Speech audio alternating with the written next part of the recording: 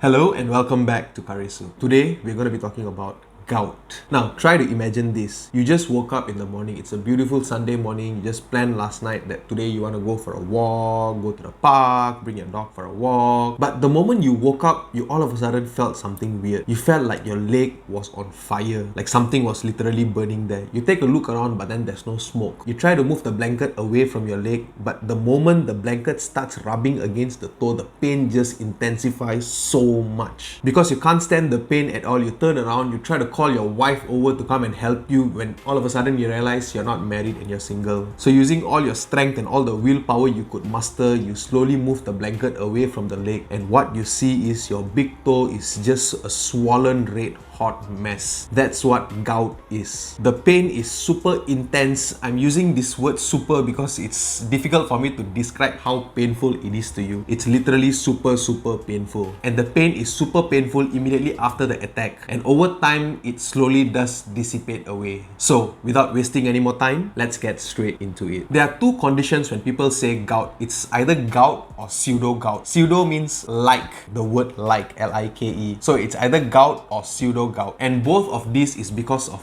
deposition of crystals inside the joints. Because gout and pseudo gout are the two most common crystal-induced arthropathies. Arthropathies is just another fancy term. You know how doctors like to use fancy terms just to sound smarter. So arthropathies is basically joint problems. Gout is caused by something called monosodium urate monophosphate crystals, and pseudo gout is caused by something called calcium pyrophosphate crystals. Those names are not really that important for you. The thing you need to understand is there is literally crystals stuck in your joints there. That's what is causing all this problem. And gout is literally the oldest disease known in medical literature, like all the way from ancient Greek. For all we know, Alexander the Great had gout. Both conditions, if you do not treat it early and you do not treat it properly, it's going to cause joint destructions. That means your joints are completely going to be destroyed. And uric acid itself, when it crystallizes, it also damages your kidney. For those of you out there who are watching this, if you're more than 30 and you have problem like this, you probably understand that increased level of uric acid, that's what the doctor always tells you. The uric acid in your body is too much, but hardly ever anyone explains what it is. So the increased level of uric acid is the main risk factor for the development of gout. So let's take this step by step. There are two main problems when it comes to uric acid. Either our body is producing too much of it, or our body can't get rid of it fast enough. 90% of people who have gout is because the body can't get rid of uric acid fast enough. The other 10% is because the body keeps overproducing this uric acid, or you yourself are consuming too much products, too much food that contains high level of uric acid. Actually, the correct term for this is purines. I'll explain it slowly. So when uric acid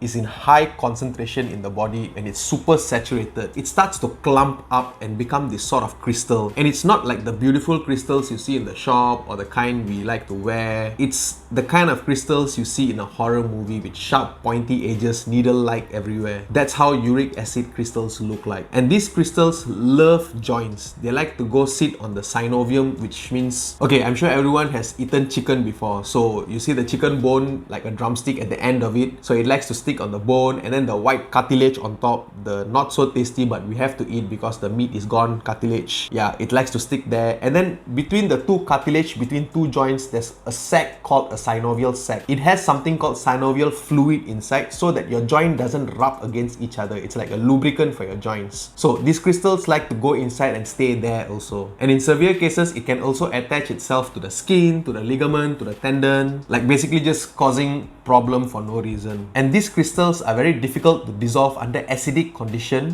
which, you know, if you have high uric acid, that means your body is acidic a bit, and in cold temperatures. That's why the distal, that means the joint which is furthest away from your body and most exposed to cold air, is most often affected, i.e. the big toe. But that's not the only place which gets affected. Other places which can be affected by this gout or by this uric acid are the knee, the ankle, the elbow, the wrist joints. All these can be affected in severe cases. So let's get back to purines. Like if you remember earlier, I said overconsumption of purines equals overconsumption of uric acid. So what are purines? Purines are basically everywhere. It's like the most common compound on earth. It makes up our cell, it makes up the cell of the food we eat, basically meat and stuff. So purine breaks down into uric acids. That's why when you go to a doctor and you tell them you have problem, they check and see or say, oh, gout, then they'll advise you not to eat certain food, not to drink certain drinks, because purine itself, when it breaks down, it becomes uric acid, and this is why the overconsumption of uric acid happens. There are certain food which has very high concentration of purines. For example, organ meats. For those of you who like to eat the heart, the liver, the intestine of, doesn't matter, chicken ka, goat ka or cow, this has very high concentration of purines, and also red meat. Besides that, alcohol also has very high concentration of purines. If you're someone who says, oh, I'm only having beer, it's not that bad, sorry to break it to you, beer has one of the highest concentration of purines there is. Besides that, seafood also has very high concentration of purines. To be exact, anchovies and sardines are super high on purines. And finally, sweetened beverages. The faster you get treatment and the more compliant you are to your treatment, the better the prognosis is. Or not, it can go to a really bad situation. So what are the treatments? The treatment has 3 phases. The first is elimination of pain, because the pain is super horrible. So they'll give you something like a non-steroidal anti-inflammatory NSAIDs, for example, like ibuprofen, or in severe cases, they can even give you corticosteroids. Second is alleviating the underlying condition, what causes either overproduction of uric acid or the delayed elimination of uric acids. So this mainly includes lifestyle change. So to be more well hydrated, to monitor your diet properly, mainly avoiding food which contains high amount of purines, drinks which contain high amount of purines, stop drinking beer, stop eating red meat. And third is reducing the amount of uric acid inside your body. So here they could either be giving you drugs to reduce your body's production of uric acid or to increase your body's elimination of uric acid. So what happens if you don't follow proper treatment, if you don't take the medications on time, or you just like don't care about the medications at all? This will cause repeated attacks of gout. It's called a gouty attack. So you'll have repeated gouty attack to the point where the doctor has to diagnose you with chronic